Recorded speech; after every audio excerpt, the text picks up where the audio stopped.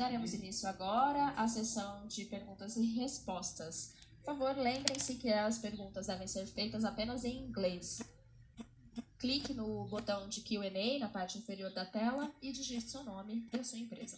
Our first question comes from Leonardo Holmes from UBS. A primeira pergunta é de Leonardo Holmes, UBS. Olá, bom dia. Obrigado pelo espaço para fazer perguntas. São algumas perguntas. A primeira é a seguinte. Vimos uma redução da margem de EBITDA de um trimestre para o outro. Imagino que grande parte disso se deva à sazonalidade, mas para o futuro devemos esperar que a nova margem da Nova Oi chegue a 14% em 2024 e mais de 20% no longo prazo?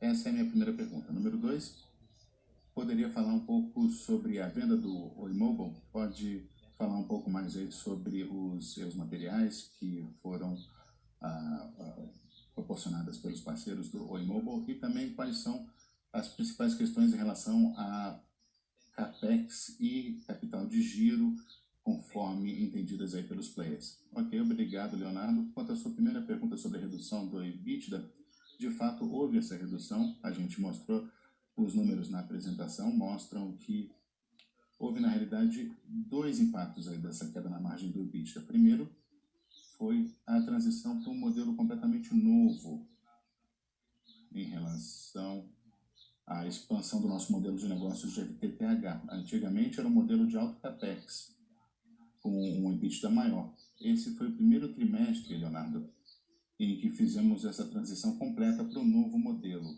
Ou seja, houve um grande aumento no OPEX associado à FTTH, porque agora temos que pagar aí o aluguel da infraestrutura e nós só tivemos aí um mês disso no segundo trimestre e só agora que passamos a contabilizar todos os 3 meses de gastos de aluguel.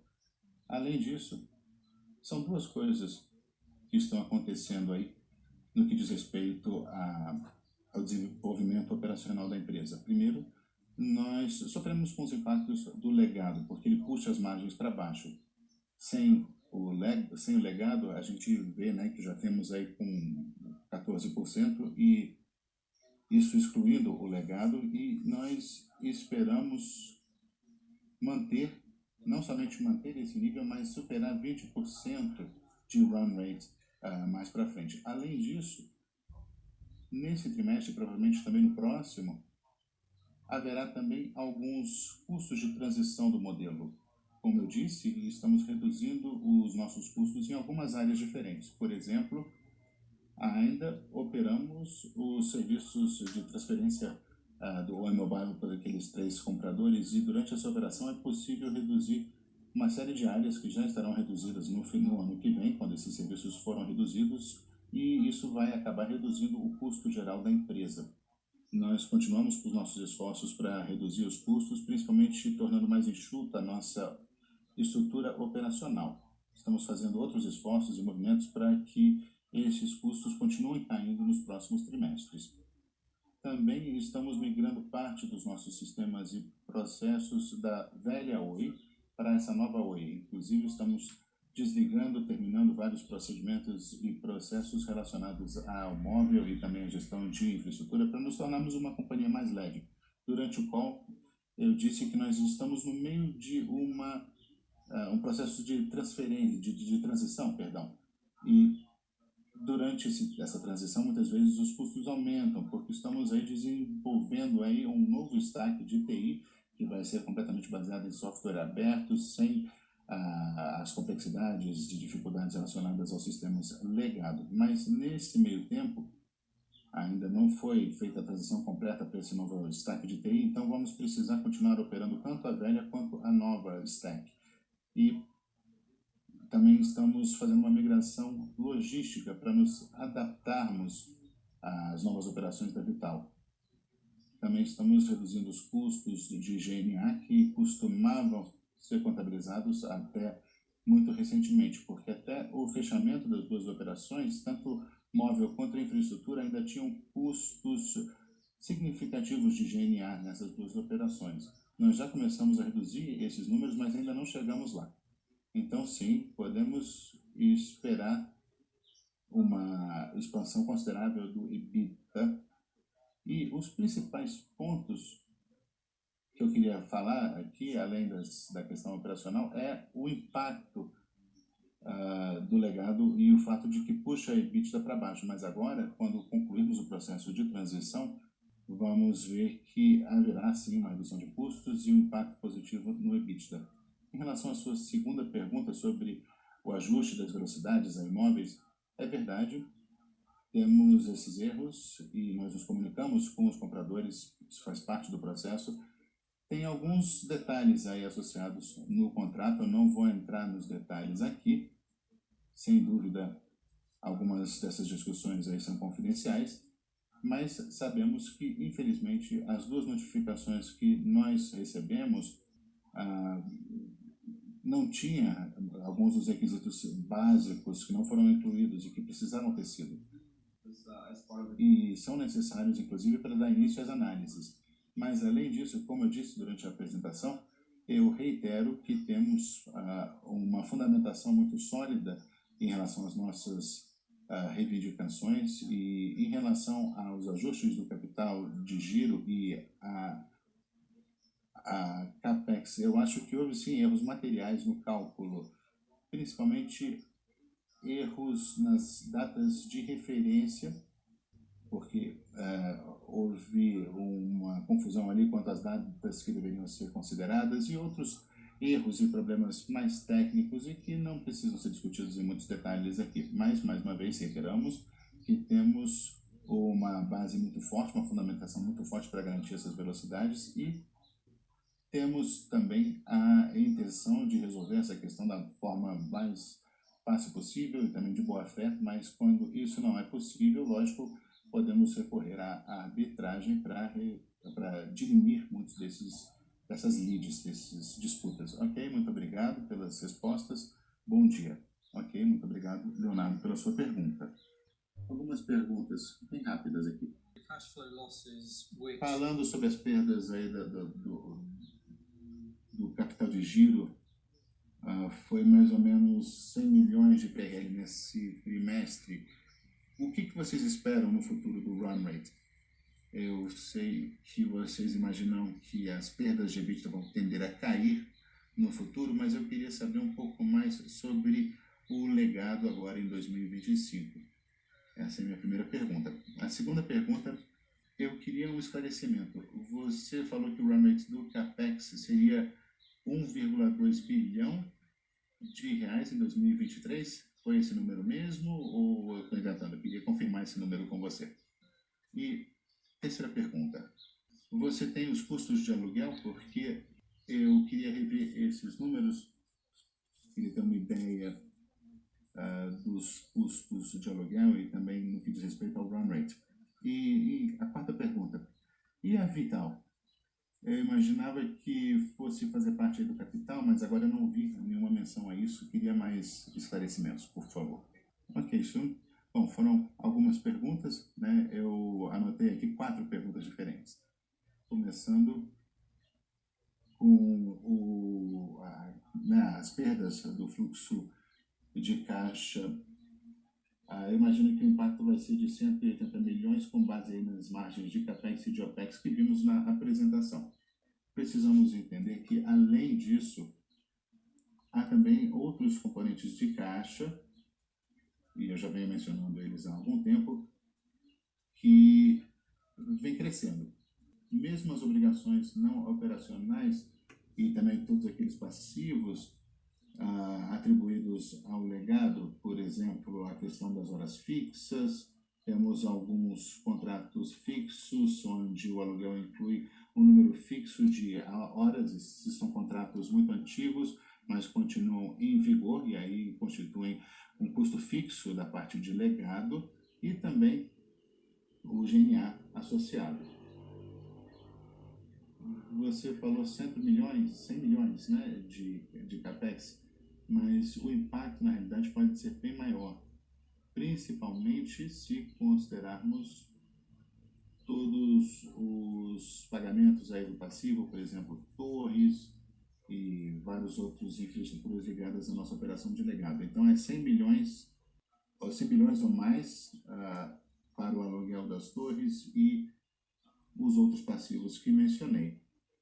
A sua segunda pergunta, sim, você está certo.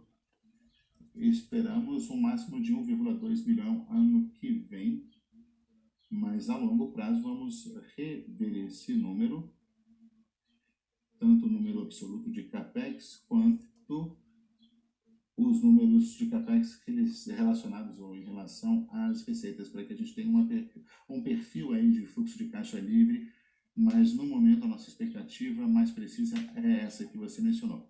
A Cristiane falou disso, nós temos algumas ideias por que o CAPEX aumentou esse ano, apresentou um aumento esse ano, sim, e em relação ao nosso investimento, fizemos investimentos em sistemas, ainda estamos investindo nos sistemas e isso acaba sendo, afinal de contas, a base da nova empresa. E os investimentos de CAPEX foram só os iniciais, eles não são recorrentes. Também tivemos que adquirir alguns OMDs e isso foi feito quando os preços ainda estavam mais altos. Agora os preços estão caindo muito rapidamente, então esperamos ver uma redução em todos os aspectos, no aspecto de sistemas, de TI, o run rate do legado, que esperamos que vão se reduzir ao longo prazo. Então, esses são os números, esperamos melhorar cada vez mais essa relação do CAPEX com as receitas. Eu não sei se eu consegui entender a sua terceira pergunta sobre os aluguéis. Sim, na realidade a gente passou a não incluir mais o valor dos aluguéis no EBITDA, e aí houve uma questão também de depreciação, de custos financeiros. Muito disso aí tem a ver com o aluguel de torres, mas eu queria saber se há algum outro custo de aluguel que não se reflita no EBITDA. Na realidade, deixa eu passar a sua pergunta para a Cristiane, ela vai falar um pouco mais aí sobre o aluguel. Os aluguéis que a gente vê aqui, de 1,7 milhões de reais do cash flow, isso tem a ver com as torres após a venda dos ativos móveis. Em relação à Vital não está mais consolidada desde a venda em junho. Então, nesse produto, nós temos um pickup de equity e devido à mudança da estrutura de controle da Vital. É por isso que, por causa dessa desconsolidação, é por isso que a gente não vê mais os números da Vital. Mas e esse equity não seria incluído tipicamente? Não constou aí no balancete desse trimestre. Eu posso perguntar aqui, pedir para a equipe te enviar uma nota de rodapé explicando a situação. Não, tudo bem. A gente pode fazer o follow-up em outra ocasião. Muito obrigada. Our next question comes from Carlos Sequeira from BTG Pactual. A próxima pergunta vem do Carlos Sequeira, do BTG Pactual. Olá, bom dia, Rodrigo, Cris. Follow-up question on the Eu CAPEX. queria fazer mais uma pergunta sobre CAPEX, continuando no que o Rodrigo estava respondendo. Pensando na situação, não é possível parar de fazer investimentos no legado, sabendo que haverá um impacto negativo no futuro? E também pensando no CAPEX normalizado, eu estava tentando fazer um cálculo rápido aqui, dividindo esse 1,2 bilhão de CAPEX para o próximo ano pelas receitas normalizadas, excluindo o legado, a gente falaria aí de 17% mais ou menos de CAPEX sobre venda. E parece ser bastante alto para uma empresa com muito menos ativos. Então eu fico pensando, será que dá para diminuir o CAPEX ainda mais, se der uma apertada, uma espremida para tentar fazer um pouco menos? Então essa é a primeira pergunta sobre o CAPEX. O que mais que dá para fazer para diminuir ainda mais esse número de 1,2 bilhão? E outra pergunta, eu vi que houve uma melhoria muito grande nas taxas de churn, de fibra, que é ótimo, mas ainda continua relativamente alta. Pensando nas vendas, naquilo que é preciso fazer para crescer mais na base de clientes, TRI após TRI? Bom, a minha pergunta é, eu posso esperar que o churn vai continuar caindo para que a gente tenha uma estabilização melhor na base de clientes? Bom, vamos lá, eu quero começar com a pergunta de CAPEX sobre as concessões.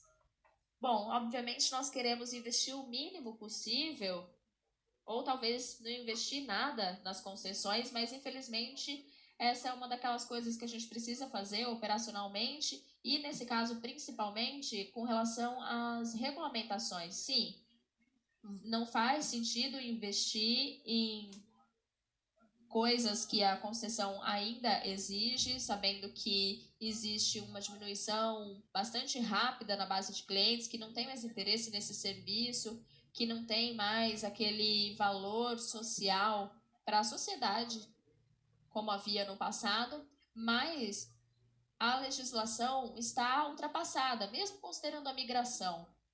Nós estamos agora pressionando a Anatel para fazer uma atualização nas regulamentações que permitiriam que nós reduzíssemos os investimentos. Mas enquanto isso não acontece, nós queremos voluntariamente, nós queremos cumprir com as regulamentações, do contrário, haveria dolo na nossa ação e nós não queremos que isso aconteça, mas nós queremos fazer algumas coisas para forçar a Anatel a eliminar algumas exigências muito obsoletas, ultrapassadas.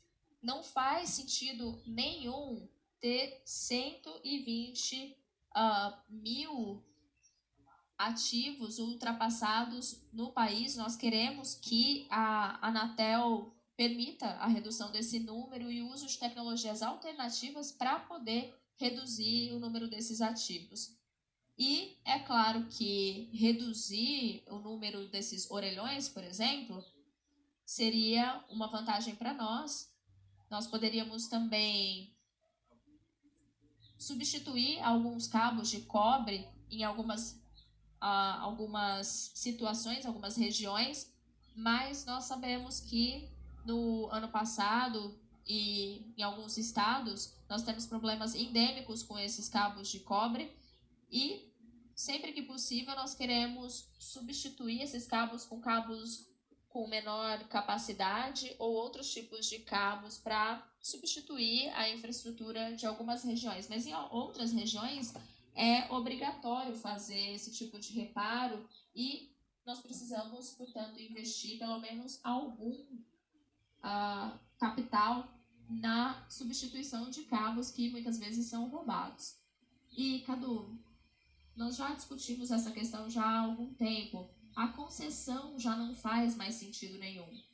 E é por isso que eu disse que é um absurdo ter ali um compromisso de 12 bilhões em algo que já nem deveria mais existir. Então é por isso que nós estamos brigando contra a Anatel para que sejam adequados os custos associados aos investimentos para migração. E esse é o principal pedido na nossa arbitragem. Além disso, nós queremos que eles acelerem algumas medidas regulatórias para reduzir algumas obrigações quando não precisar de uma mudança legislativa para migração. E nós queremos conseguir alcançar essas metas o mais rápido possível, mas é uma situação bizarra na realidade, que não deveria acontecer, mas está acontecendo. Agora, com relação ao comentário do CAPEX e as porcentagens que você mencionou, no passado nós tínhamos um guidance de menos de 10% e agora a gente está tentando ter uma taxa de 7% de CAPEX sobre vendas e nós sabemos que temos que perseguir margens maiores no futuro. E nós também incluímos essas margens quando nós começamos a dar guidance de longo prazo. E uma das coisas que vai acontecer é que o custo de ONT está diminuindo significativamente. Os ONTs, quando a gente começou, chegavam a quase $100. E agora, ao longo desse período, nós chegamos mais perto de $50, ainda com alguns impactos que nos levaram a um pouquinho mais de $50, mas o preço agora já está mais próximo de 40 ou 30 por ONT. E, além disso, nós vamos continuar trabalhando em versões mais enxutas de ONT. E nessas ofertas de baixo custo, nós vamos conseguir reduzir ainda mais o custo da ONT em comparação ao que é hoje, com modelos de baixo custo para uma porção do nosso mercado. Isso vai nos ajudar a trazer o nosso CAPEX sobre receita em um nível controlado. Nós queremos operar sempre com os objetivos de longo prazo em mente, com esse máximo de 7 ou 8% de CAPEX sobre vendas. Com relação ao churn, sim, houve uma redução significativa. E, além disso, nós tomamos várias medidas para continuar reduzindo o churn. Nós esperamos que o churn vai ser reduzido ao longo do ano que vem, embora nós sejamos conservadores em algumas métricas, mas haverá uma redução ao longo do ano. E para isso existem várias coisas que foram feitas. Primeiro, combater vendas fraudulentas que acabam gerando churn no médio prazo. E nós já também tratamos do sistema de score de crédito aqui na empresa e estamos trabalhando com um sistema muito melhor, com o cadastro positivo, que acabou de ser disponibilizado ao mercado brasileiro. Então, nós estamos já criando modelos de score diferentes, customizados para o nosso negócio de fibra. E também já melhoramos significativamente a digitalização das vendas para que consigamos reduzir as vendas ineficazes, que acabavam levando a uma taxa de churn mais elevada. Então, há várias medidas, não tem nenhuma solução única capaz de nos ajudar aqui completamente, mas nós temos várias medidas que vão nos levar a uma taxa de churn mais baixa. Ok, muito obrigado. So, Rodrigo, we received many questions here Bom, regarding nós recebemos várias perguntas relacionadas às nossas expectativas para o encerramento do processo de recuperação judicial. Você pode comentar? Sim, como nós já divulgamos ao mercado em várias ocasiões, nós estamos cumprindo com todas as exigências da recuperação judicial em relação a diversos aspectos do plano que foi apresentado, inclusive a atualização do plano. E hoje continua sendo a mesma situação desde a nossa última atualização. Nós precisamos das decisões dos juízos que estão coordenando a recuperação judicial e nós esperamos ver uma decisão em breve, mas é algo que nós não controlamos. Depende apenas do juiz da RJ, mas todas as condições para o encerramento dessa segunda fase da recuperação judicial depende do juiz. Nós esperamos ver uma decisão em breve, mas nós não podemos nos comprometer com uma data formal, porque depende da decisão do juiz. Ok, obrigado. Com isso, nós concluímos a sessão de perguntas e respostas e eu passo de volta a palavra ao Rodrigo, CEO da companhia, para as suas considerações finais. Muitíssimo obrigado a todos. Nós estamos no início de um novo modelo de divulgação para a companhia, depois das transições desde os últimos tris. E, como de costume, a nossa equipe de RI está à disposição para responder outras perguntas e disponibilizar informações e para esclarecer qualquer pergunta que os senhores tenham sobre o nosso release. E nós queremos sempre continuar melhorando o nosso modelo de divulgação nos próximos tris, à medida que ajustamos a nossa nova Oi para o futuro. Muito obrigado, nos vemos nos próximos calls.